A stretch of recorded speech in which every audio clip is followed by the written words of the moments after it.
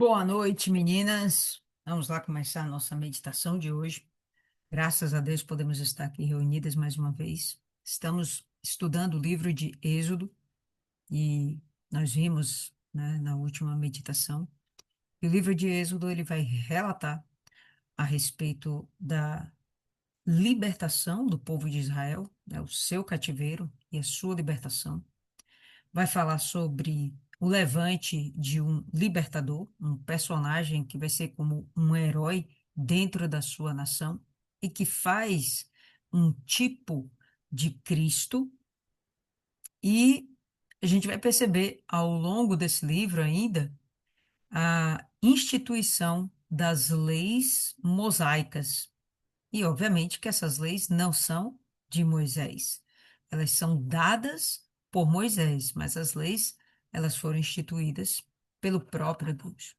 Hoje, o que a gente vai ver é justamente a respeito do nascimento dessa figura emblemática que vai ser Moisés. E ele tem uma importância absurda sobre o povo hebreu e até os dias de hoje ele é uma pessoa relevante no meio do povo judeu. O nome dele jamais será esquecido, sem sombra de dúvidas. E há quem acredite que no final dos tempos, em Apocalipse, a gente vai novamente ver Moisés andando por essa terra, fazendo a vontade de Deus. Bom, a gente não, né? Nós estaremos no céu. Nós vamos orar e pedir a direção do Espírito Santo para mais essa noite. Senhor nosso Deus, querido, amado Pai, estamos aqui mais uma vez reunidas, te agradecendo, meu Pai, nesse momento, nós entregamos essa, esses breves minutos em tuas santas mãos. Todos os dias, Deus, nós precisamos nos alimentar da tua palavra, precisamos ouvir a tua voz, precisamos, meu Pai, que o Senhor nos dê a tua direção. Então, estamos aqui em busca disso. Que o Senhor venha nos fortalecer, nos animar, fazer com que sejamos aquilo que o Senhor planejou para sermos. Que a gente venha cumprir o nosso propósito aqui na terra. Que o Senhor venha realizar em nossas vidas todo o teu querer. E que não haja em nós um espírito de resistência, mas que o Senhor venha, meu Pai, achar em nós um espírito quebrantado para que o Senhor venha nos moldar conforme a tua vontade. Somos o barro, o Senhor é o oleiro. Então, meu Deus, que o Senhor venha nos forjar, nos fazer como filhas do Senhor, estando aqui nessa terra para sermos testemunhas de Cristo e que nós possamos, meu Pai, alcançar a salvação e levar muitos outros à salvação. Assim, nós entregamos essa noite em tuas mãos. Desde já nós te pedimos que o Senhor venha repreender todo o mal e que nada venha nos dispersar ou nos atrapalhar ou nos confundir. Que desde já, meu Pai, o Senhor venha tirar de nós o cansaço, o desânimo, venha tirar, meu Pai, de dentro da gente qualquer coisa que nos faça perder essa semeadura que o Senhor fará dentro de nós hoje. Nós queremos receber a tua palavra como semente para que haja em nós o crescimento da tua salvação. Em nome do Pai, do Filho e do Espírito Santo, nós te agradecemos. Amém, e graças a Deus. Amém, povo lindo. Então vamos lá, Êxodo, capítulo 2, e ele vai começar assim. E foi um homem da casa de Levi e tomou por esposa uma filha de Levi. E até aqui, tudo bem. Era comum que as pessoas, né, o homem, a mulher, dentre os filhos de Israel, buscassem sempre casar-se com o povo da mesma tribo. Em princípio, para que houvesse uma facilidade, uma praticidade e uma justiça na sucessão da herança. Então, era interessante que as terras do patriarca, os bens daquele chefe de família permanecesse dentro daquele clã, dentro daquela tribo, dentro daquela família. E o que a gente percebe aqui é uma obediência a isso.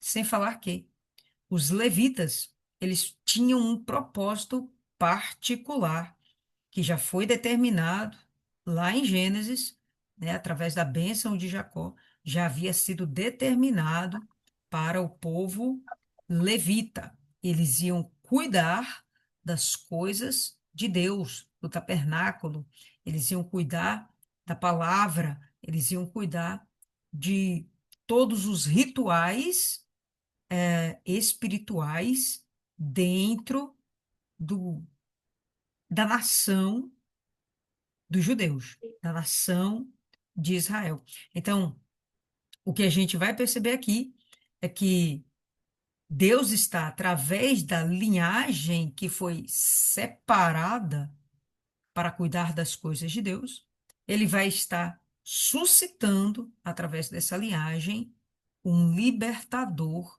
para Israel. Nós vimos no capítulo anterior que Israel se encontra escravo dentro do Egito. Nem sempre foi assim, mas agora sim.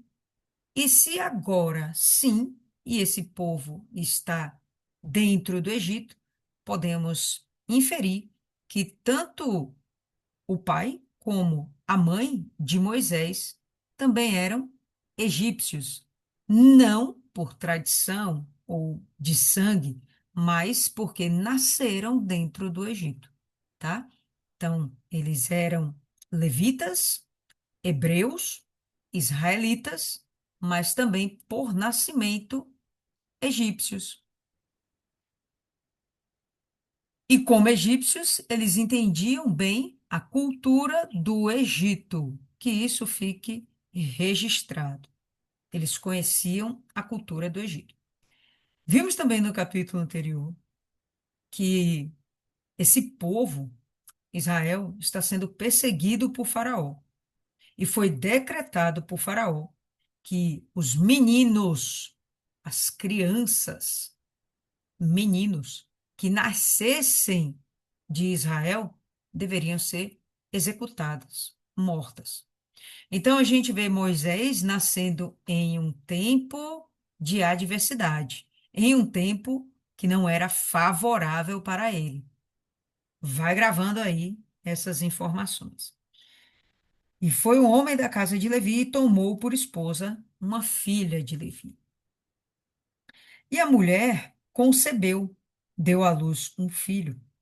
E quando ela viu que ele era um menino muito formoso, ela o escondeu por 3 meses.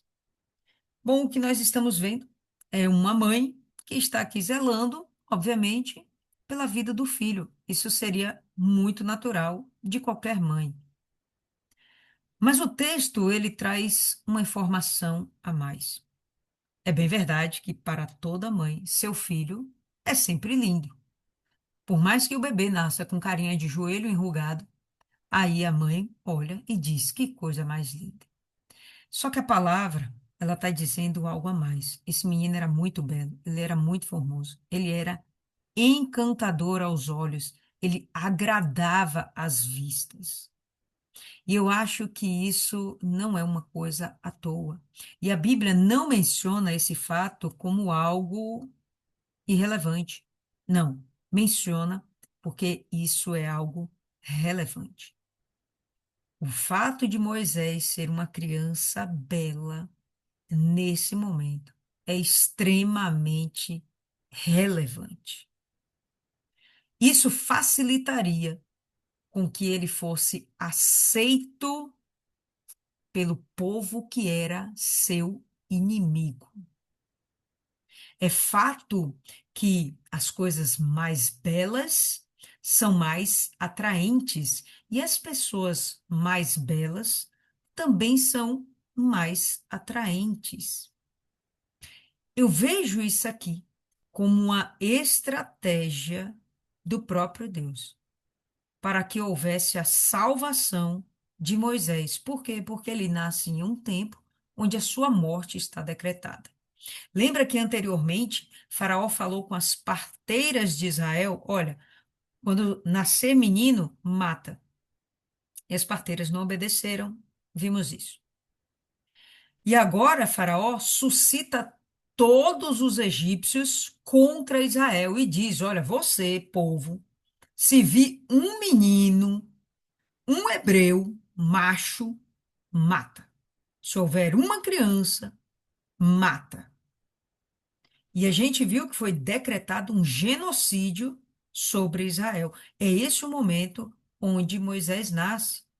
Se ele realmente, pessoal, é preparado, ele tem um propósito de Deus para cumprir nessa terra, era importante que ele ficasse vivo. E uma das estratégias foi justamente ele ser belo. Não é à toa que o texto chama a atenção disso. Eu vejo isso aqui como estratégia de Deus para dar viabilidade à vida de Moisés. Então vamos lá. Verso 3. E quando já não podia escondê-lo, por 3 meses, ela foi lá e segurou a barra, segurou a onda, e eu acho que deve ter sido uma coisa bem complicada. Eles deviam viver um terror, um suspense a todo instante, porque criança chora, bebês choram. E, obviamente, essa criança chorando dentro de casa chamaria a atenção das pessoas. E se ali passasse um egípcio, lembrando que Israel morava afastado do resto do Egito, é como se fosse a cidade de Israel, era a terra de Gósen.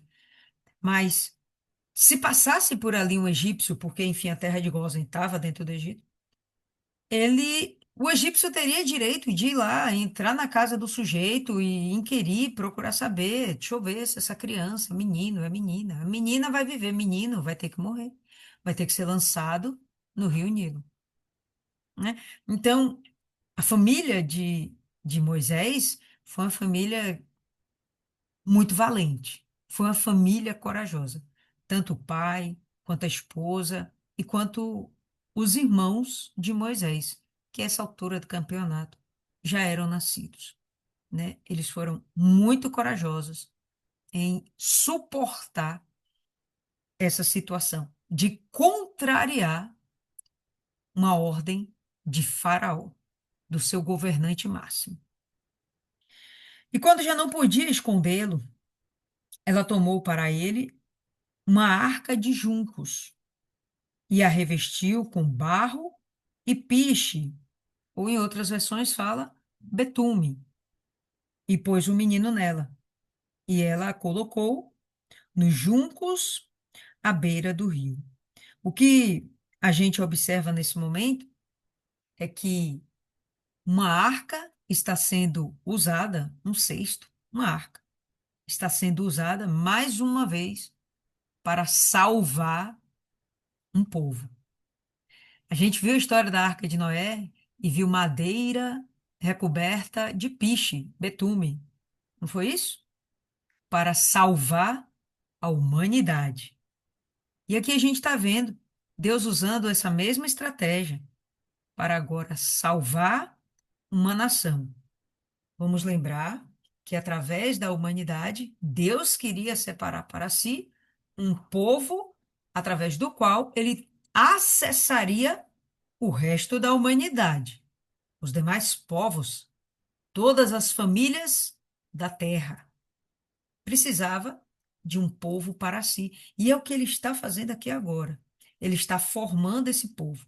Ainda que esse povo esteja sob uma escravidão, sob o regime de dura escravidão, esse povo está crescendo, ele está tomando corpo, está adquirindo consistência. Ainda não tem uma identidade. Eles são israelitas perdidos dentro do Egito. Mas em breve eles vão adquirir uma identidade. E a identidade deles será povo de Deus. Deus está preparando esse momento. E agora, como se aproxima o tempo onde esse povo tem que adquirir essa identidade e anunciar Deus às nações, Deus agora está preparando um libertador, porque um povo escravo não vai proferir a respeito de Deus em lugar nenhum. Ele é escravo.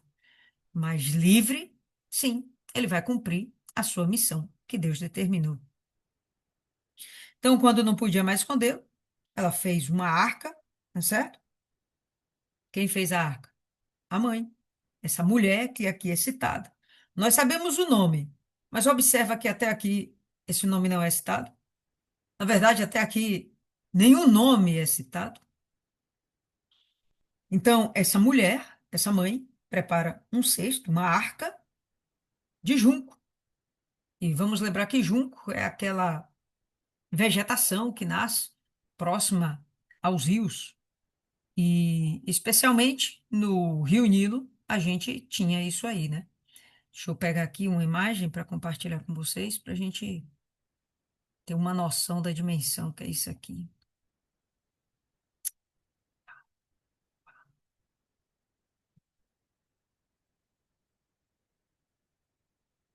Então, aqui a gente vai ter uma representação do que é o Rio Nilo. E percebam que ele é um rio realmente imenso. E o Egito em si é uma terra vasta. A gente viu, né, o mapa, o Egito é uma terra considerável lá no continente africano. Inclusive, o Egito também, ele tem terras que se alongam, né, pelo Oriente Médio, tá bom? Então a gente está vendo aqui que o rio era realmente algo imenso, grande. Colocar uma arcazinha, um cesto com um bebê aí dentro, no mínimo, nos traria algum receio, algum temor, algum medo de que essa, essa, essa arca ela fosse levada pela correnteza do rio. Não era difícil de se imaginar isso, né?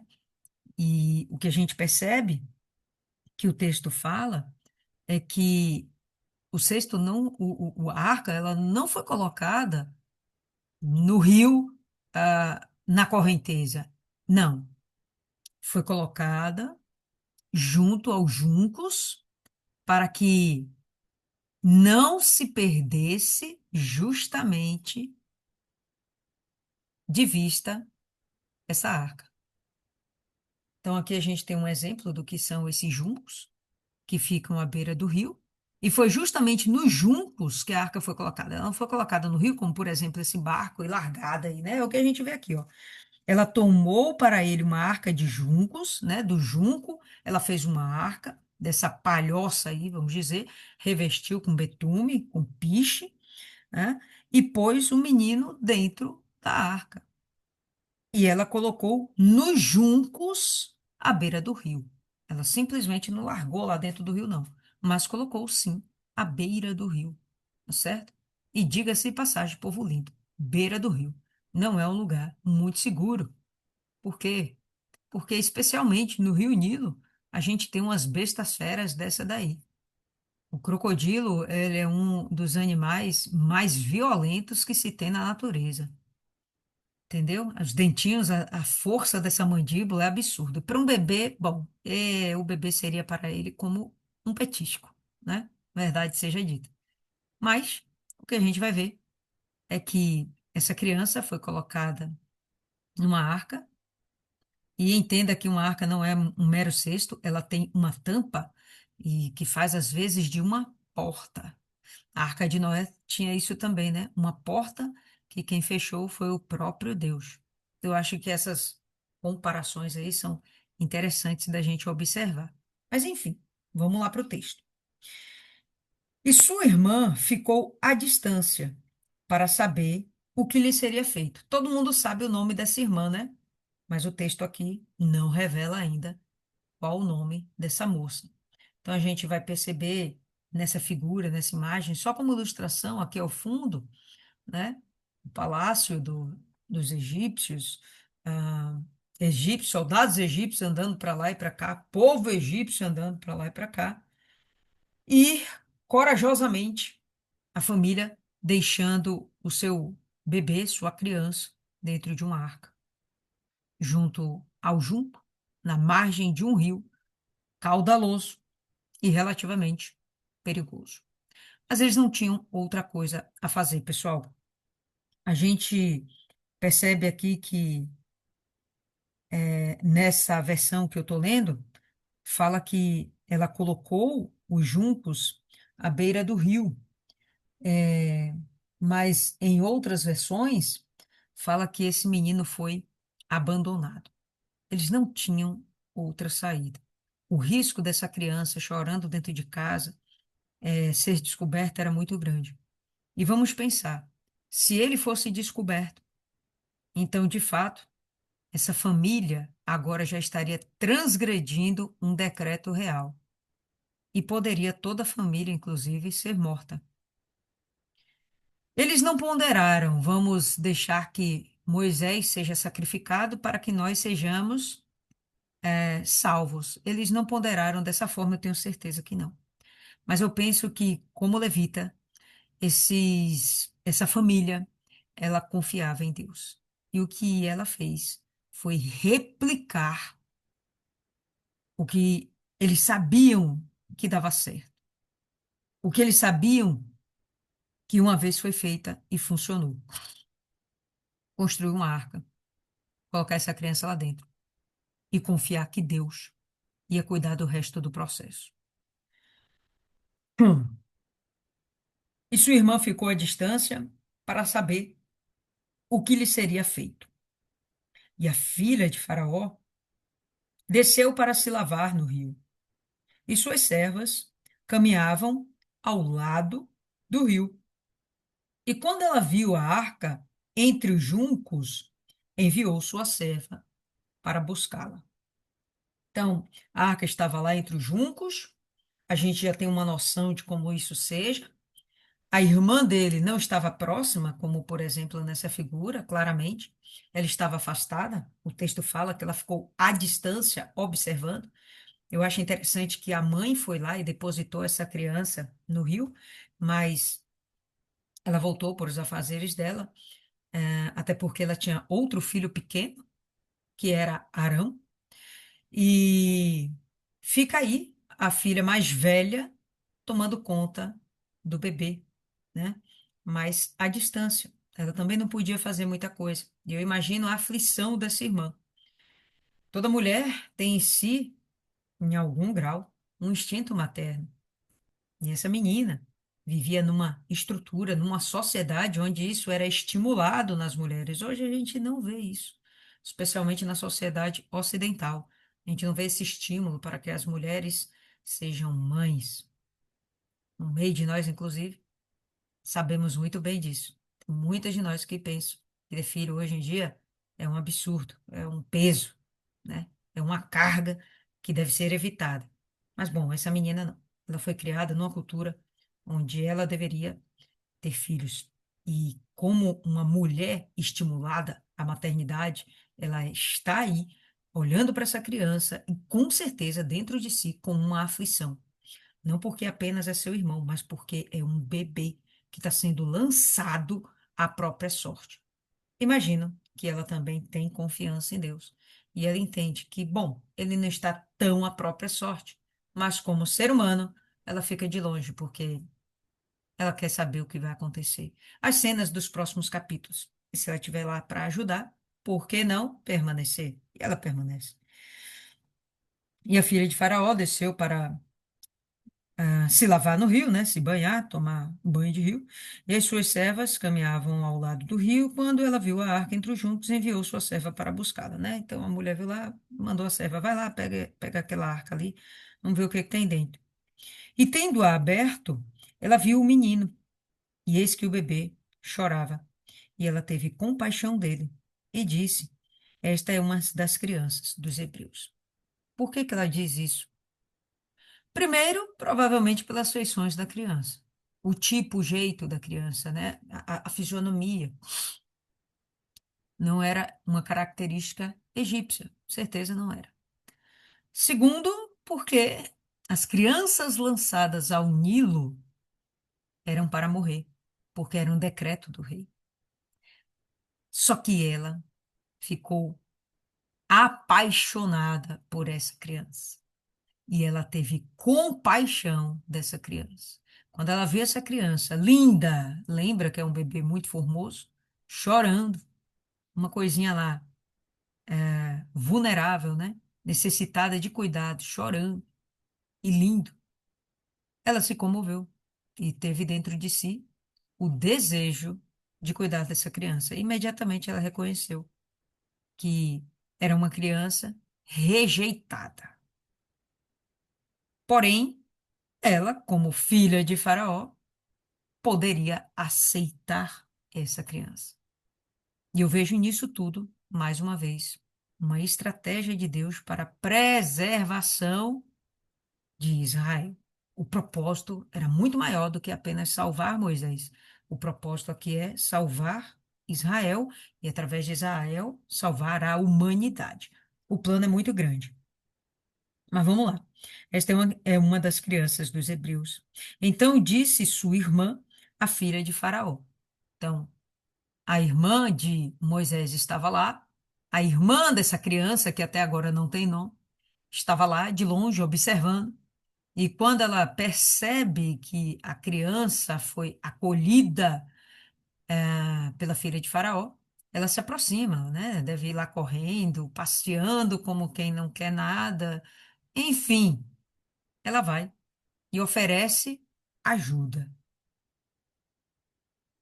Então disse a sua irmã, a filha de Faraó: Devo ir e chamar uma ama das mulheres dos hebreus para que amamente o menino para ti? Então ela vai lá, oferece ajuda, dá uma ideia incrível. A senhora quer, dona filha de Faraó, que eu vá buscar uma mulher para amamentar, visto que a senhora não é uma mãe de leite, né? Suas servas não estão aqui, né? Como amas de leite, não são gestantes, não são mães de recém-nascidos. A senhora não quer que eu vá buscar uma lá das hebreias, não, para tomar conta dessa criança? A ideia era perfeita, né? E a filha de Faraó lhe disse: Vai. E a serva foi e chamou a mãe do menino. Então, a gente observa aqui que a mãe da criança, por um ato divino, não era fruto do acaso. Tudo isso aqui não é fruto do acaso, por um ato divino. É convidada a continuar a sua maternidade. E a filha de Faraó lhe disse: Toma este menino e amamenta-o para mim, e eu te darei o teu salário. E a mulher tomou o menino e o amamentou. E o menino cresceu, e ela o levou à filha de Faraó. E ele se tornou seu filho. E ela chamou o seu nome Moisés, e disse: Porque o tirei da água. Então, algumas coisinhas interessantes. Esse é o primeiro momento em que aparece um nome nessa história: Moisés. E quem dá esse nome é um egípcio. E egípcio fala o quê? Hebraico? Não. Egípcio fala egípcio. Com certeza. Esse nome é hebraico ou melhor, hebraico. Esse nome é egípcio e a filha de Faraó, comovida com essa situação toda, chama esse menino para ser seu filho. Isso, sem sombra de dúvidas, povo lindo, é um ato de Deus. Não tem como a gente pensar que possa ser outra coisa. E não é à toa que não são citados nomes nesse capítulo até aqui. Porque o que interessa não é que pessoas sejam relevantes. A gente vai ver o nome de todo mundo sendo citado depois, mas nesse momento, quem é para aparecer com relevância, com importância, é justamente o próprio Deus. Perceba que toda essa estrutura, toda essa história, ela acontece de uma forma aparentemente aleatória, mas entendemos que não é, porque faz parte do projeto de Deus. Em tudo aqui há um motivo, há um sentido, há um propósito. Se Moisés ele não viesse a ser criado pelos egípcios, provavelmente ele seria realmente morto. E se ele não fosse criado com aquelas honras dentro de um palácio, no meio da majestade, ele não teria capacitação suficiente para o que ele estava sendo preparado, para ser realmente um líder, para ser um líder que conseguisse interagir com o povo hebreu e, ao mesmo tempo, com os egípcios. Um homem tão bem preparado que ele seria capaz de andar pelo mundo e se dar bem. Andar pelo mundo e conseguir resolver suas questões, seus problemas, resolver sua vida e a vida de uma nação. Não, não dava para ser qualquer pessoa. Não dava para ser qualquer um. Tinha que ser um homem realmente muito bem preparado. Nascido dos hebreus, mas não criado pelos hebreus. Por quê? Um doce para quem adivinhar. Alguém faz ideia do porquê não poderia ser criado com os hebreus? Alguém tem uma ideia? Vou pedir para. Ele teria a mentalidade de escravo. Perfeito. Exatamente isso. Não dava para ele ser criado pelos hebreus. Por quê? Porque ele ia ser mais um escravo. Não dava para suscitar um libertador no meio dos escravos. Tudo isso é um projeto de Deus. E quando chega finalmente um nome aparecendo aqui, esse nome é dado pelo egípcio. E com uma alusão muito clara: ele foi tirado das águas, quando ele deveria ter sido morto pelas águas. Não era isso? Não era o decreto? Criança ser lançada no Rio Nilo para que morresse? Ele foi tirado das águas para que ele tivesse vida. E dentro desse propósito todo que eu já falei para vocês, de salvar a humanidade no final das contas. Então vamos lá. Essa mulher, ela acaba recebendo a oportunidade de continuar sendo mãe do seu filho. Ela recebe um pagamento para isso. Então, se de repente ela nem tinha condição suficiente para cuidar lá dos seus três filhos com folga, com tranquilidade, né? Porque eram escravos, então viviam com certeza aperto. Bom, agora não, eles tinham, ela, né, a mãe, a família, eles iam ter uma condição muito melhor, né, para viver. Estavam sendo sustentados pela coroa do Egito. E o menino cresceu, e ela o levou à filha de Faraó, e ele se tornou seu filho. Eu não sei se a mãe dessa criança leva esse filho sem nenhuma consternação dentro do peito, sem nenhuma tristeza, sem nenhuma dor. Eu não sei.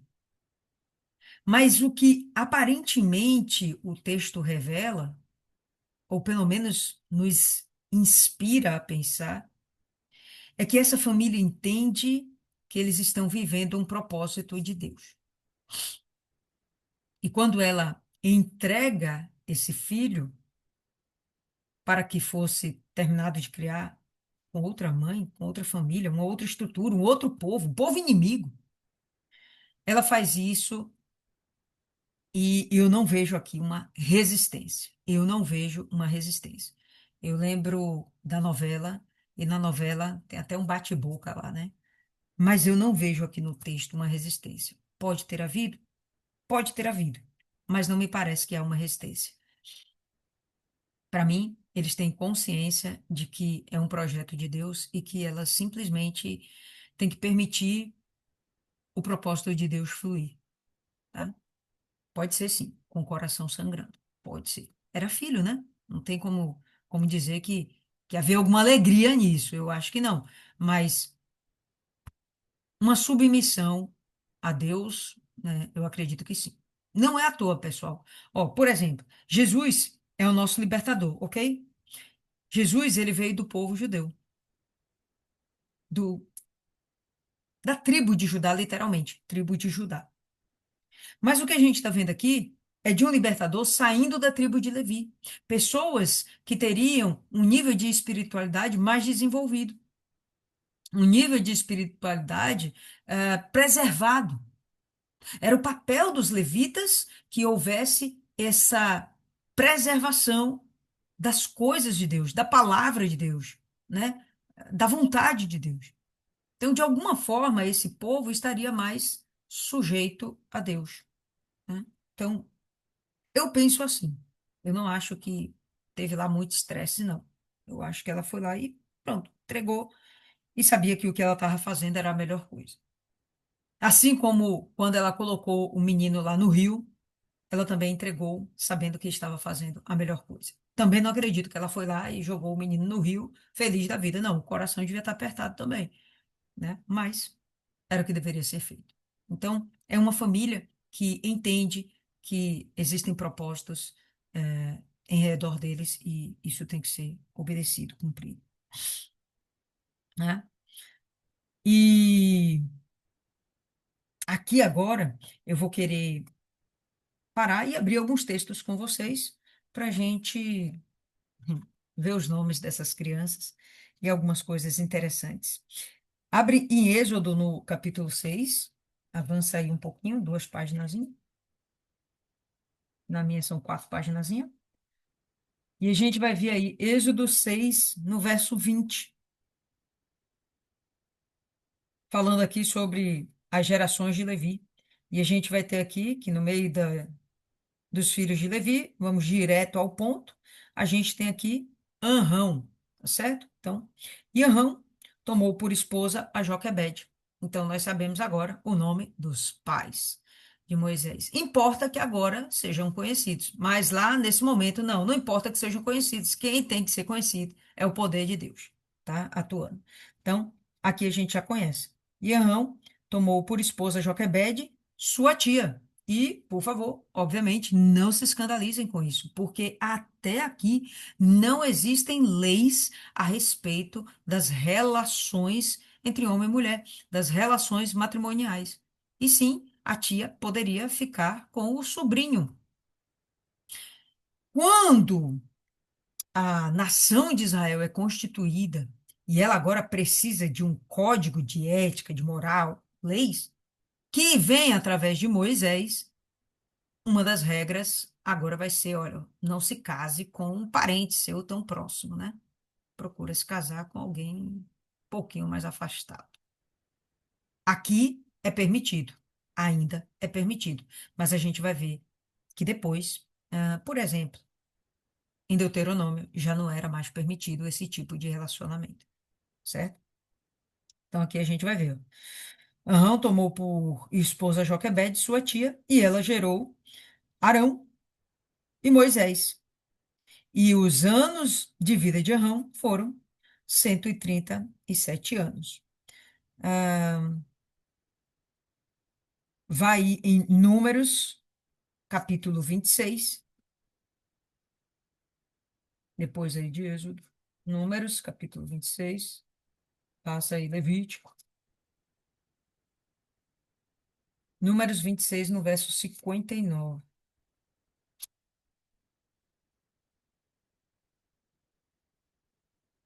Chegaram aí? Vamos lá. E o nome da esposa de Arão era Joquebede, filha de Levi, a quem sua mãe gerou de Levi no Egito. Então, provando que eles eram egípcios. E de Arão ela gerou Arão e Moisés e Miriam, sua irmã. Então, na primeira genealogia que a gente vê em Êxodo, a Miriam não é citada, mas aqui em Números ela é citada. E no capítulo 2, como nós estamos vendo, essa irmã é citada, não com seu nome, mas agora eu só abri aqui Números para a gente ver propriamente o nome dessa menina, tá? Dessa irmã mais velha. Então, foi a irmã mais velha, depois vem Arão, e em seguida vem Moisés, e eles só tiveram esses 3 filhos, tá? E todos três estiveram, de alguma forma, envolvidos com a obra de Deus, com a causa de Deus. Ok. Vamos seguir aí agora. Voltando aí para Êxodo 2, verso 11. E aconteceu naqueles dias, quando Moisés havia crescido, em outra versão fala, se tornou homem, que ele saiu a seus irmãos e viu as suas cargas. E ele viu um egípcio ferir um hebreu, um de seus irmãos. E ele olhou para um lado e para o outro, e quando viu que não havia nenhum homem, matou o egípcio e o escondeu na areia. O que é que a gente percebe nesse homem formado agora? Moisés, homem. Um homem que tem um senso de justiça apuradíssimo. Dentro desse senso de justiça, ele odiou ver o seu povo de sangue sendo maltratado pelo seu povo de criação. Quando ele vê aquela cena, ele fica absolutamente dominado pela ira. E talvez num ato precipitado, talvez precipitado, talvez oportuno, talvez precipitado, ele se vinga desse egípcio. Ele mata esse egípcio. Por que que eu falo talvez precipitado? Porque depois disso ele tem que fugir e se afastar do seu povo. E por que eu digo que oportuno? Porque talvez se isso não acontecesse, ele não se afastaria do seu povo e não teria a continuação da sua preparação para ser um líder verdadeiramente capaz de liderar Israel, que era um povo duro de lidar. Então, irado, revoltado, ele vai lá e mata esse homem. Ele estava completamente averso à injustiça. Bom, ele mata o homem, a gente já sabe lá que o terreno não é tão favorável, tem areia para tudo que é lado, mas ele não tem instrumentos, né? Ele não tem uma pá, nada. Ele vai lá, provavelmente cava o buraco com a mão e apenas salpica areia lá, sobre esse cadáver agora, né? Ele enterra de uma forma, vamos dizer assim, uma cova rasa, né? Sem muito cuidado, até porque ele não tinha tempo para isso, né? Não tinha tempo e nem instrumentos para fazer realmente um devido sepultamento, para dar fim nesse corpo de uma forma, definitiva, que ninguém soubesse. De alguma forma, esse corpo foi descoberto. Ou de alguma forma, ele foi visto quando ele mata esse egípcio. Alguma coisa aconteceu. Ou alguém viu realmente, ou a cova rasa o entregou, certo? Mas o que a gente vai perceber é que ele é descoberto. Então vamos lá. E quando saiu no segundo dia, eis que dois homens dos hebreus estavam contendendo, brigando, discutindo. E ele disse ao que fazia a injustiça: Por que feres o teu companheiro? Mais uma vez, aquele senso de justiça dele. Percebe? Ele viu a injustiça do egípcio para com o hebreu e agora ele está vendo a injustiça de um hebreu para com outro hebreu. Isso deixa ele indignado. Isso é interessante da gente observar. É um cara refinado no que se refere a um senso de justiça. E ele não se omitia em dizer, caramba, você está sendo injusto. Aquilo realmente o irritava, o incomodava, né? A injustiça incomodava Moisés. E ele disse: Quem te fez por príncipe e juiz sobre nós? Intentas matar-me como mataste o egípcio? Eu imagino que era de conhecimento de todos que Moisés era um hebreu que foi criado pelo Egito. Eu acredito que o resto do povo dele sabia e tinha esse conhecimento, né? mas essa turma sabia que ele morava lá no palácio. E não, não era ele um príncipe sobre os hebreus. Faraó é quem comandava. E Faraó tinha seus próprios filhos que seriam, sim, príncipes sobre os hebreus. Mas não, Moisés não, tá? Moisés não era esse homem. E eles identificam que Moisés é um cara fora do lugar. É um hebreu que está completamente desconecto do que ele deveria estar, do que ele deveria ser, tá? Ele está dentro do Egito. Ele está no meio do povo inimigo, né? No meio dos assoladores. Eu não sei se ele não teve curiosidade antes de conhecer o seu povo. Eu não sei. Eu não sei quando ele fala aqui que o menino cresceu, eu não sei com quantos anos, a palavra não é clara, não deixa isso claro. Com quantos anos ele foi para essa mãe egípcia? Hum? É, com quantos anos ele ele começou a ter essa compreensão de que ele pertencia a outro povo, né? Ele tinha uma outra identidade. Com quantos anos isso começou a acontecer? Não sei, mas eu sei que aqui, quando ele se torna homem, e aqui não fala a idade, mas a gente já vai ver um texto onde essa idade é citada, aqui nesse momento parece que é importante para Moisés conhecer o seu povo. Agora parece que é importante, tá certo? Então vamos lá. E quando saiu no segundo dia, eis que dois homens dos hebreus estavam contendendo, e ele disse ao que fazia injustiça, porque feres o teu companheiro. E ele disse: Quem te fez príncipe e juiz sobre nós? Intentas matar-me como mataste o egípcio? Né? E Moisés temeu e disse: Certamente esse negócio já é conhecido, já foi descoberto. O pessoal já sabe que eu sou um assassino. E lembra que eu comentei? Não é dado ao direito de nenhum cidadão matar outro cidadão em nenhuma nação no mundo, a não ser por legítima defesa. Mas não é dado o direito de assassinar, tá certo? Não é dado esse direito. E aqui no Egito também existia esse código, só quem poderia determinar a morte era o próprio Faraó. Como nós vimos, Faraó deu ordem ao seu exército, deu ordem ao seu povo para que matasse os meninos israelitas, né? E jogasse no rio. Tudo bem, mas ninguém mais tinha autoridade para sair matando outras pessoas. Moisés, ele não seria, é, como que se diz, livre dessa mesma lei, dessas mesmas regras, né? Ele estaria também submetido a isso. Ele não podia matar ninguém. E como assassino, ele ia ser assassinado, tá certo? Que valia aquela regrinha também, olho por olho, dente por dente. Então, ele deveria ser assassinado. Então, quando o faraó soube disso, tentou matar Moisés, né? Ele acaba percebendo que talvez, faraó pensou assim, criei uma cobra para me picar. Tenho que resolver esse problema agora. Vou matá-lo.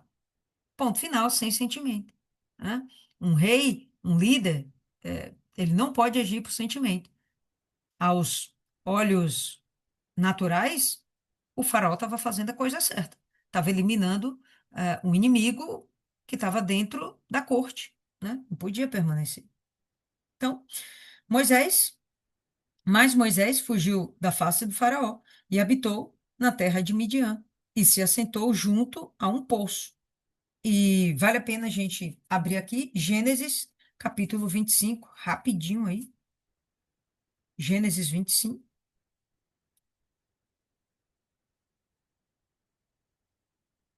Vamos para o verso 1. Todo mundo abriu aí? Verso 1. Então, Abraão tomou novamente uma mulher e o seu nome era Quetura. A esposa de Abraão, Sara, morreu e agora ele vai e tem uma outra mulher, se casa de novo. E ela lhe gerou Zinrã e Jocsã e Medã e Midian, gravou esse nome? E Gisbaque e Suá. Pula aí para o verso 4. E os filhos de Midian foram Efá, Efé, Enoque, Abida, Elda. Todos estes foram os filhos de Quetura. Então, o que a gente percebe aqui é que, a partir de Abraão, houve uma genealogia que não era necessariamente a genealogia que Deus ia fazer dele através de Isaac. Então, ele teve outros irmãos que não foi de Sara. Eu nem sei se seria permitido para Abraão ter uma nova esposa. Não sei, não sei, sinceramente. Ele poderia se casar, poderia, né? Mas não sei se isso era da vontade de Deus. Por quê? Porque criou um monte de povo que no futuro ia ser inimigo de Isaac, tá certo? Inclusive, Abraão, quando ele está perto de morrer, ele pega os filhos de Quetura e manda para longe de Isaac, para não perturbar Isaac e o crescimento do seu clã, da sua família, tá certo? Então, não sei se ia ser a coisa mais desejável por Deus que Abraão tivesse outros filhos. Já tinha tido Ismael, que foi o filho da rebeldia, né? E depois teve outros filhos. Mas, enfim, o que a gente percebe é que Midian vai ser justamente uma terra que tem origem em Abraão. E se tem origem em Abraão, pai da fé, que falava com Deus, sacrificava a Deus, tinha uma história com Deus, era amigo de Deus, certamente esses filhos de Quetura também ouviram falar desse Deus, tá? Então, Midian provavelmente era uma terra onde se professava a fé no Deus único de Israel. Então, vamos lá. Ah, então, quando Faraó, verso 15, né? Quando Faraó soube disso, tentou matar Moisés, mas Moisés fugiu da face de Faraó e habitou na terra de Midian. E se assentou junto a um poço. Então, sentou lá junto a um poço, era normal, tá? Em alguns lugares terem poços, porque não era em tudo que era canto que tinha um rio Nilo passando. E diga-se passagem, essa região de Midian ficava próxima ali a Horebe, era um deserto, né? Então, eles cavavam poços e aqueles poços eram usados pelas famílias, pelos povos que ficavam próximos àquela região, pelos viajantes que passavam. Então, aqueles poços ali serviam a muitas pessoas. E ele achou um poço e se instalou lá, fugindo de Faraó, deixou para trás o Egito, deixou para trás a terra de Gósen, juntamente com o povo hebreu, e foi preservar sua vida, cuidar da sua salvação. Primeiro eu, depois os outros. Não é assim? É assim sim. Então, e o sacerdote de Midian tinha 7 filhas, e elas vieram e tiraram água, e encheram seus bebedouros para dar de beber ao rebanho de seu pai. Então, assim como existiam pastores, também existiam pastoras. E as filhas desse sacerdote eram pastoras de ovelhas. É isso aqui que tá? Não deixa muito claro se são ovelhas, né? Só fala que é um rebanho. Poderiam ser ovelhas, poderia ser um gado, poderia ser lá qualquer coisa, mas enfim, elas pastoreavam lá o gado.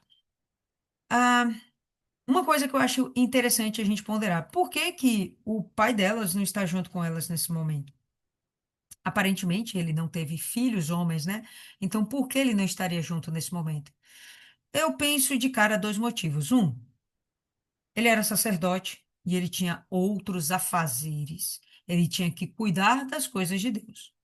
Dois, talvez ele já fosse um homem velho, não tinha forças, não tinha estrutura para sair pastoreando ao redor do deserto. Então, suas filhas, obviamente mais novas, fariam esse papel. Mas, como mulheres, elas estariam à mercê de homens, porque os homens são mais fortes que mulheres. Perfeito? Então, vamos voltar aí para o texto. Então vieram os pastores, homens, e as expulsaram. Mas Moisés se levantou e as ajudou e deu de beber ao seu rebanho. Elas foram lá para usar do poço, chegaram outros pastores, enxotaram ela, e mais uma vez Moisés, imbuído daquele senso de justiça, ele chega e ajuda essas mulheres. Bacana que esse homem sempre tem disposição para ajudar, né? Percebe essa personalidade dele, essa característica dele? Ele está sempre disposto a ajudar. É sim, de fato, um bom homem. E quando elas vieram a Reuel, seu pai, agora é citado o nome desse sacerdote, ele disse: Por que vocês voltaram tão cedo hoje? Então, ele se abismou de que elas já tivessem voltado para casa. E elas só voltariam para casa depois que o gado pastasse, bebesse água, então voltaria para casa. Então, deveria ser muito comum, todos os dias, esses pastores do mal estarem lá perturbando as meninas. Todos os dias acontecia a mesma coisa. E elas eram enxotadas, eles vinham lá, apacentavam o gado dele, davam de beber para o gado dele, depois que eles iam embora, é que aí então elas apacentavam o seu gado, davam de beber o seu gado e voltavam para casa. Então, voltavam tarde. Nesse dia, esse homem ficou intrigado. Por que que vocês chegaram tão cedo, né? O que que aconteceu que facilitou a vida de vocês? E elas disseram: um egípcio nos libertou da mão dos pastores. Por que egípcio? Talvez Moisés tenha se identificado: oi, eu venho do Egito. Talvez, não sei. Ele estava fugindo. Ele não ia sair se identificando assim para qualquer um, né? Não sei. Ou talvez ele já tivesse características dos egípcios. Cabelo raspado, né? Pintura na cara. Sei lá. Os egípcios tinham esses hábitos. Diferente dos hebreus. Diferente de outros povos também. Mas algo aconteceu que elas conseguiram identificá-lo como um egípcio, não como um hebreu. Um egípcio nos libertou da mão dos pastores. Bacana aí esse termo, né? Nos libertou. Ele já tinha o chamado para ser um libertador. E também tirou água suficiente para nós e deu de beber ao rebanho. Então estava lá pronto para ajudar. E ele disse às suas filhas: E onde ele está? Por que vós deixastes o homem partir? Chamai-o para que ele coma pão. Então, o sacerdote, Reuel, que em outros momentos a gente vai ver, logo depois do capítulo 3 ele é chamado de Jetro, né? São a mesma pessoa. Ah, quando ele vê lá 7 mulheres do lado dele, precisando casar, e aparece um homem tão bondoso, tão generoso, né? Diferente dos pastores perversos que não queriam nada com as meninas e ainda atrapalhavam elas. Então aparece um cara generoso, ele, meu Deus, por que vocês deixaram esse homem embora? Cata ele lá. Então, talvez ele já tivesse em vista o interesse de que suas filhas se casassem, ou uma de suas filhas se casasse com esse rapaz, né? Ah, e Moisés ficou contente em habitar com aquele homem. Então, ele não foi só comer o pão, ele passou a habitar, ele passou a morar, passou a trabalhar com esse homem, né? E ele deu a Moisés sua filha Zípora, que provavelmente deveria ser a menina, né, das 7 filhas, a mais velha, tá certo? E ela lhe deu um filho, e ele chamou seu nome Gerson, pois ele disse: Fui estrangeiro em uma terra estranha. E sim, ele estava sendo estrangeiro em Midian, que para ele, sim, era uma terra estranha. E aconteceu, ao passar do tempo, que o rei do Egito morreu, o faraó morreu. E os filhos de Israel suspiraram por causa da servidão. E eles clamaram, e seu grito subiu a Deus por causa da servidão. Finalmente, houve uma reação por parte dos hebreus, por parte de Israel. E agora eles fizeram um clamor, um grito, onde aparentemente, por 400 anos, não aconteceu. Não acontecia, mas agora aconteceu. Eles estavam tão cansados, 400 anos também, né? E aí o grito deles subiu a Deus por causa da servidão. E Deus ouviu os seus gemidos, e Deus lembrou-se do seu pacto com Abraão, com Isaque e com Jacó. E Deus olhou para os filhos de Israel, e Deus atentou para eles, em outras versões fala, e Deus os conheceu. Bom, não é que Deus estivesse esquecido do seu pacto. Se tem alguém que lembraria de um pacto e de uma aliança, seria Deus. Quem propôs essa aliança foi Deus. Deus queria ter um pacto com os homens. Deus que tinha desejo de ter um relacionamento com os homens. A proposta veio de Deus. Como Deus esqueceria? Claro que Deus não esqueceu.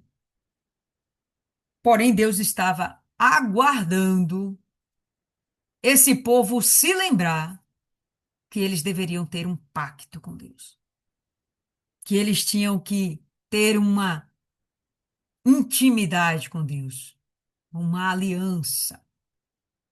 Deus estava apenas esperando. Vocês acham que em algum momento Deus desprezou Israel? Claramente não. Apesar de todas as agruras que eles estavam sofrendo dentro do Egito, esse povo crescia, se robustecia, estava nascendo deles um libertador. De um escravo, ele permitiu, ele criou condições de que fosse feito um príncipe no Egito. Deus estava cuidando a todo momento. Deus já estava esperando esse grito. E ele já estava criando todo o contexto para que esse grito fosse atendido. Sem sombra de dúvidas, esse mesmo Deus está vivo até hoje. Quando eu leio esse texto, eu acredito que você também deve pensar dessa forma. Isso fomenta em nós, né, um acréscimo de fé. Isso faz crescer dentro da gente a nossa fé. É um Deus que não esquece da gente. E claramente a gente percebe que é a gente que esquece dele. Mas quando nos voltamos para ele, ele vai e se lembra: eu tenho uma aliança com essa criatura. Eu não esqueci, mas finalmente ela se lembrou. E ele vem e se coloca à disposição de conhecer-nos. Não é assim que está escrito na sua versão? Provavelmente está assim. Na minha está aqui. Deus atentou para eles. Deus atentou para Israel. Deus buscou dar continuidade no seu pacto, na sua aliança. Eu quero que vocês abram aí em Atos, no capítulo 7, onde a gente vai perceber um discurso apaixonado de um jovem que está com todas as suas forças querendo servir ao Senhor Jesus. Vamos aí para Atos capítulo 7 e para sermos objetivas, eu vou contextualizar aqui essa situação. Todo mundo já abriu Atos 7? Antes de ir para o 7, bora pegar aqui um versozinho aqui do 6. No verso 14, mentira, antes do 14, verso 8, verso 8. Atos 6, 8. E Estevão, cheio de fé e de poder, fazia grandes maravilhas e milagres entre o povo. Pula para o 14. Estamos falando de Estevão. 14. Porque nós lhe ouvimos dizer que esse Jesus de Nazaré destruirá este lugar e mudará os costumes que Moisés nos deu. Estevão, ele estava anunciando que Jerusalém ia ser destruída, que o templo ia ser derrubado. Jesus já tinha falado isso. O templo ia ser derrubado. E as leis mosaicas, elas seriam modificadas, ou já eram modificadas pelo que Jesus já havia dito. Lembra, pessoal, que mudou o sacerdote, muda a lei. Então, quando Jesus vem, ele altera a lei mosaica, não invalidando, mas colocando, inclusive, mais peso nessa mesma lei, tá certo? Mas o que a gente percebe é que os fariseus, os judeus desta época, estavam indignados, porque o templo era uma fonte de orgulho para eles. Lembra? O templo ampliado de Herodes, o templo de Salomão, o segundo templo, que foi ampliado por Herodes, era uma coisa linda, linda. Era o orgulho dos judeus. E Moisés, caramba, era o libertador dos israelitas. Então, Estevão estava falando contra duas coisas que os fariseus praticamente idolatravam. Então, eles pegaram Estevão, prenderam, e agora Estevão vai começar o seu discurso de defesa. Não vamos começar o capítulo 7 do verso 1, mas vamos pular aí diretamente para o verso 17, que é o que nos interessa no momento. Então, vamos para Atos 7, 17.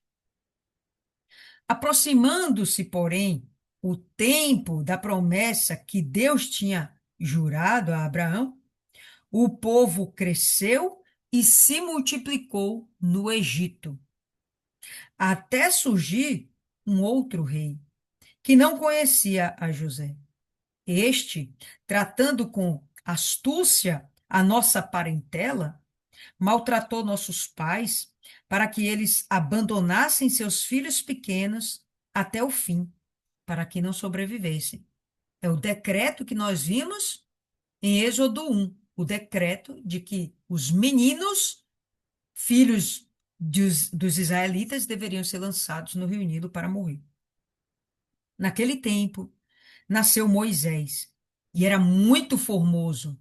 Caramba, novamente está sendo citada essa beleza de Moisés. Não é à toa, povo lindo, não é porque ele era uma celebridade, mas isso é para pontuar que foi uma estratégia de Deus para facilitar a empatia da filha de Faraó com essa criança. E foi criado por 3 meses na casa de seu pai. Mas quando ele foi abandonado, aqui já fala dessa forma, ele foi abandonado. Uma mãe abandona o filho? Claramente ele não foi abandonado por desejo. Foi pela força das circunstâncias. Ele foi abandonado. A filha de Faraó o tomou e o criou como se fosse seu filho. E Moisés foi instruído em toda a sabedoria dos egípcios. E olha só que interessante. E algo meio, sei lá, chocante, paradoxal. E era poderoso em suas palavras e atos.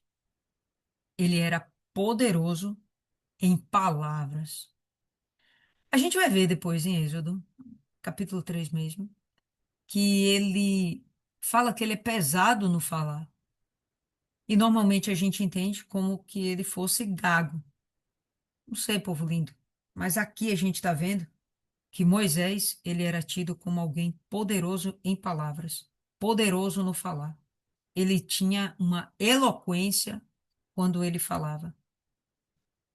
A gente vai falar sobre isso depois mais, tá? Era muito poderoso em suas palavras e atos.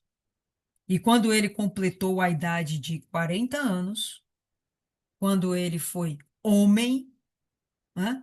A gente viu em Êxodo falando isso. Quando ele se tornou homem, quando ele cresceu, e aqui a gente vê Estevão falando, quando ele completou 40 anos, veio no seu coração visitar seus irmãos, os filhos de Israel. Só agora houve esse despertamento em Moisés. Provavelmente isso também veio da parte de Deus. E vendo um deles sofrendo injustamente, ele o defendeu e vingou o oprimido, matando o egípcio. E ele achava que seus irmãos entenderiam que Deus pela sua mão, lhes havia de dar liberdade, mas eles não entenderam. Então, por isso que eu penso que vem de Deus a ideia de ele, finalmente eu quero conhecer o meu povo hebreu. Porque o que a gente vê aqui é que Estevão tinha consciência de que Moisés tinha consciência de que ele seria o libertador dos hebreus. Então, foi chegado o momento, eu não sei como, mas ele sabia, a palavra não revela, mas ele sabia. Aqui nesse momento é revelado, mas lá em Êxodo não é revelado. Mas aqui ele sabia, ainda quando estava no palácio de Faraó, que ele seria o libertador dos hebreus. E aqui é o que ele fala, né? E ele achava que os seus irmãos entenderiam que Deus, pela sua mão, lhes havia de dar a liberdade, mas eles não entenderam. Lembra dos dois lá brigando? E ele vai e fala com o injusto: por que que você está maltratando seu irmão? E aí ele fala: quem te constitui o príncipe ou juiz sobre nós vai me matar também? Então, os seus irmãos, os hebreus, naquele momento, não entenderam que Moisés era o libertador deles, mas Moisés, aparentemente, segundo Estevão, já sabia disso, né? E no dia seguinte, ele apareceu aos que estavam lutando e tentou apaziguá-los novamente, dizendo: Senhores, sois irmãos, por que vos maltratais um ao outro? Mas aquele que maltratava o seu próximo o repeliu, dizendo: Quem te fez governante e juiz sobre nós? Queres tu matar-me, como tu mataste o egípcio de ontem? Então, diante deste dizer, Moisés fugiu e esteve como estrangeiro na terra de Midian, onde ele gerou dois filhos. A partir do verso 30, a gente vai ler depois. Mas o que eu queria trazer aqui para vocês é que Moisés, ele realmente é uma referência para o povo hebreu. Ponto final. Estevão, nesse momento, está fazendo um discurso apaixonado. Ele está querendo revelar para os seus irmãos fariseus, os demais judeus, ele está querendo revelar todo o projeto da salvação através de Cristo, mas sim, passava por Moisés. Ele vai chegar a Cristo. A gente vai ler isso depois também, tá bom? Ele vai chegar a isso, mas nesse momento ele está se referindo a Moisés como o precursor de Jesus, né? Então, voltando aí para Êxodo 2, o que vale a pena a gente perceber, ou talvez o que mais ressalte aos nossos olhos, é a gente observar que uma família unida conseguiu preservar aquele que seria um libertador e que Deus criou toda uma situação para que o propósito fosse cumprido e uma nação fosse formada. Até aqui, eu penso que essa é a coisa mais interessante, né? Mas temos aí alguns minutos, queremos ouvir vocês. Então, vou começar aqui com Dona Rosa aí. Fala aí, Rosa, o que que você achou? O que que ficou aí para você? O que que você tem a acrescentar? Boa noite, gente. Então, com relação à situação de Moisés, quando ele estava vagando e encontrou esse refúgio na casa de Jetro, chama a atenção que estava tudo preparado, na verdade, né? Porque Jetro era um homem que temia Deus, era um sacerdote, e a origem de Midian era em Abraão, né? O que ajudou a Moisés reacender a chama, a fé dele pelo Deus que ele serviria e seria o braço direito de Deus para restaurar e resgatar Israel daquela escravidão. Jetro por sua vez, era provavelmente um homem de idade, tinha essas filhas, o que não era muito favorável ter filhas sem ter filhos homens. Então, ele tinha uma preocupação, né, uma certa preocupação. Ele era pai e mãe, não se fala aqui de mãe, ele era pai e mãe dessas meninas, né? Normalmente, quando se tem uma mulher, a mulher tem uma visão um pouco mais ampla do que a dos homens. Daí ele, por ser idoso e ter todas essas meninas, será que ele não se preocupava, meu Deus, o que vai ser de mim se eu morrer, né? Como vai ficar as minhas filhas? Porque sempre tem que ter um homem, naquela época sempre tinha que ter um homem para poder dar seguimento à casa e não deixar as mulheres vulneráveis. Então, daí Deus providenciou Moisés entrando na vida dele, sendo o genro, também um braço direito, um filho, né, um protetor, um homem mais jovem, que se acontecesse alguma coisa com Jetro, Moisés já estava ali protegendo e ajudando, direcionando as cunhadas, né, que era a sua família. E aí, toda essa providência de Deus, Moisés, no momento que ele começou a se entender por gente e ver a situação dos hebreus, até sair de lá corrido, fugido, ele não entendia, na verdade, o que estava acontecendo. Mas aí estava a providência de Deus desde o início, desde quando ele nasceu. Toda essa repercussão para que Deus salvasse seu povo e tornasse ele quem ele veio a ser. Um legislador, um líder, um homem que guiasse o povo de Deus pelo deserto. Então aí a gente pode ver a providência de Deus na vida de Moisés do início ao fim, que salvou tanto o povo e abençoou também a Jetro e vice-versa. Jetro também pôde abençoar ele e, através da conexão de Gerson com Deus, pôde trazer a Moisés essa comunhão.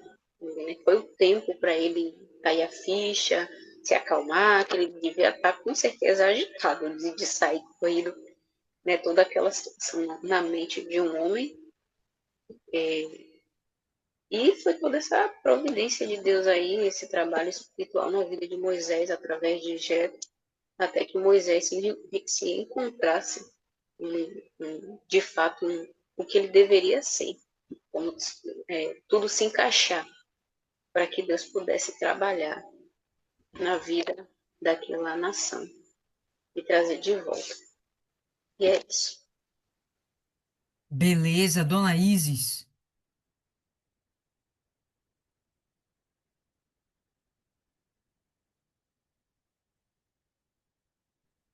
Isis?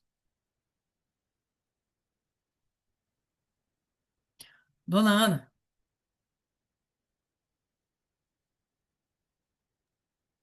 Boa noite. Boa.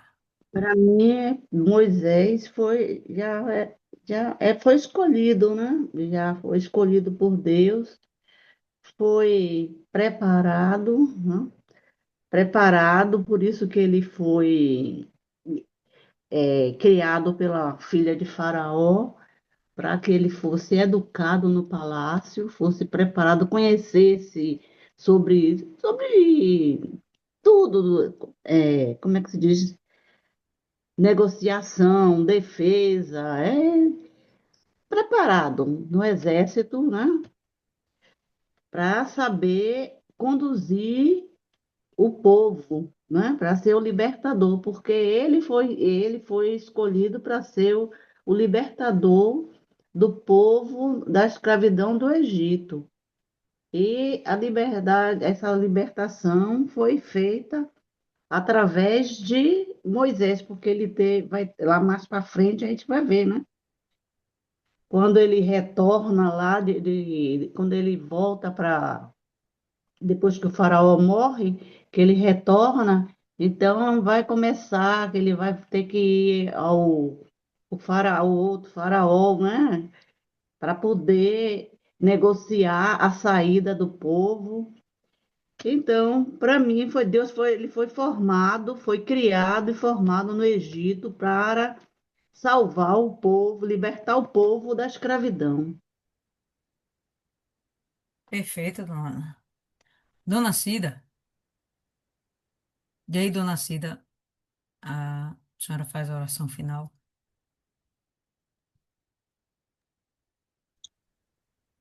É isso. Deus, ele sabe todas as coisas. Ele já prepara tudo, já sabe de tudo. Moisés, agora trazendo para o tempo para a gente aqui, né? Moisés, ele foi um escolhido e tudo já estava premeditado, né? Para salvar o povo hebreu. E por que que a gente demora tanto, né, para clamar, né, para falar com Deus, né? Porque Deus só espera da gente como eu falo, meu Deus, a nossa dependência dele, né? Como aqui na parte da morte do Egito, e ouviu do rei, né, do Egito, e ouviu Deus o gemido, e lembrou de sua aliança com Abraão, né, e com Jacó, com Isaac, e viu Deus os filhos de Israel e tentou a Deus para a sua condição. Precisou sofrer, passar, ó quanta coisa o povo hebreu passou, né, e ele tinha um propósito, como tem um propósito na vida da gente também, né? No dia que a gente souber que a gente é dependente de Deus, que tudo está escrito na nossa vida e é Deus que comanda ela, a gente não vai se preocupar com nada, porque tem coisas que acontecem na vida da gente que a gente pergunta a Deus por quê? Por quê? Não tem que perguntar nada. Eu estou me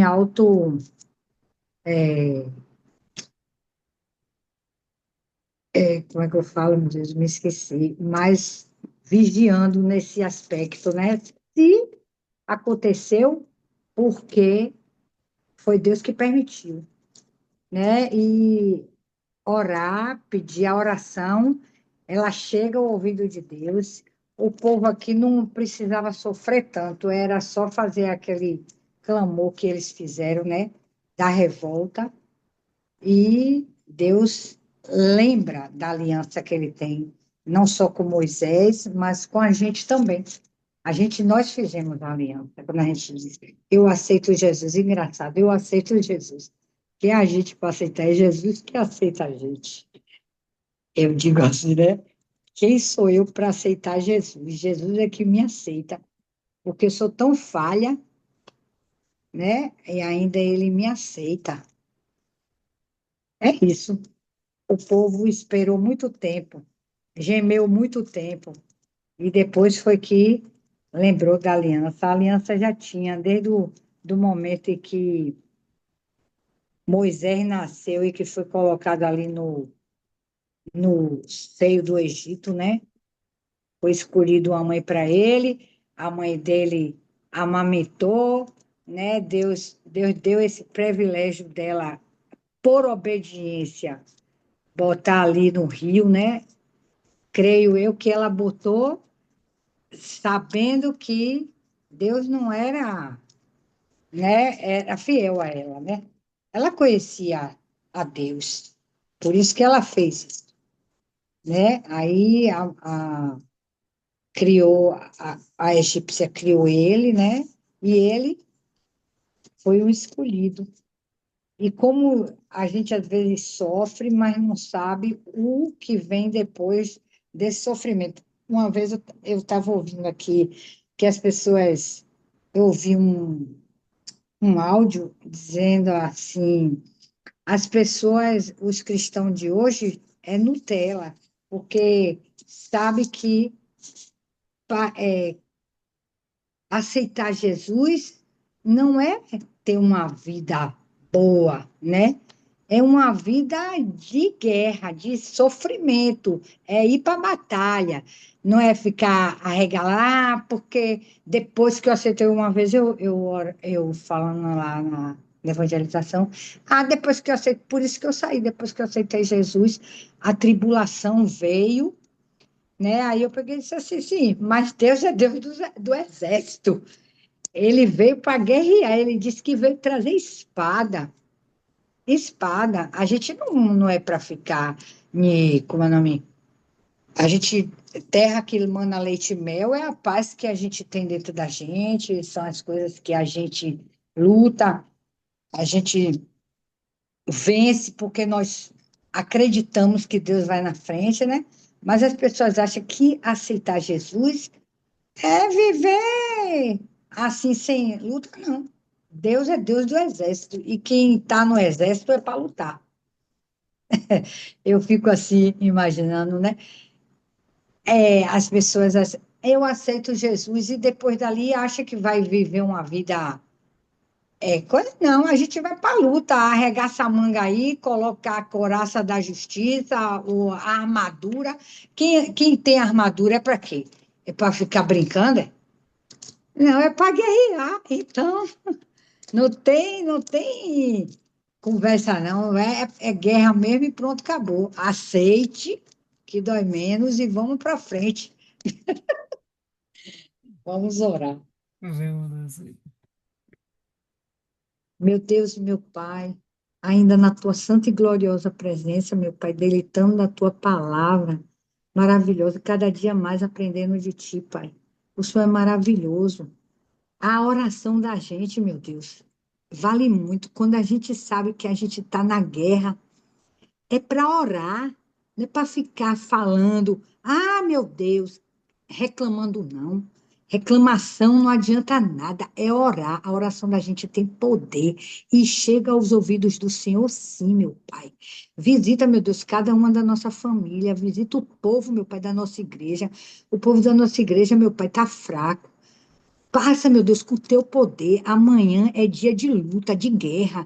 Vamos, meu Pai, guerrear a libertação, meu Pai, desse povo, da nossa igreja, meu Pai.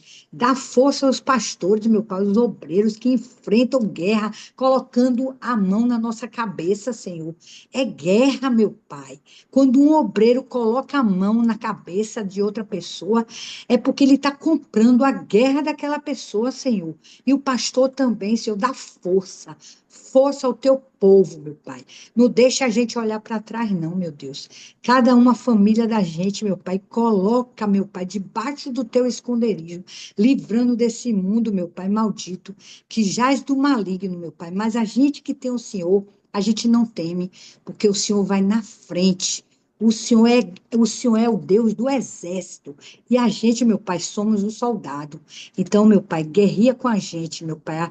Coloca a tua força, meu Pai, dentro da gente. Que Deus maravilhoso, a gente, num vaso de barro, o Senhor coloca o Espírito do Senhor. Quem é aquele que coloca a joia num vaso de barro? Não, o Senhor escolheu um vaso de barro para colocar o diamante, a maravilha do Espírito Santo dentro da gente, que é para a gente ter força, meu Pai, para guerrear, tanto com a gente, como as pessoas, a gente foi usada, meu Pai, foi chamada para lutar, meu Pai, ganhar almas. Então, meu Deus, coloca essa vontade dentro da gente, meu Deus, dentro do EVG, visita cada um deles, meu Pai. Não deixe enfraquecer, não, Senhor. Forma um grupo, meu Pai, de pessoas fortes. Eu entrego a tua casa amanhã também, meu Pai, essa reunião maravilhosa nas tuas mãos, meu Pai, que amanhã venha ter libertação na tua casa. Em o nome do Senhor Jesus. Amém. E graças a Deus. Amém e graças a Deus. Amém, pessoal. Então é isso aí. Amanhã, bem lembrado aí por nossa ida, dia de guerra. Todo mundo lá na guerra sabe o que a gente está falando. E até a próxima meditação. Que Deus abençoe todas vocês. Em nome de Jesus.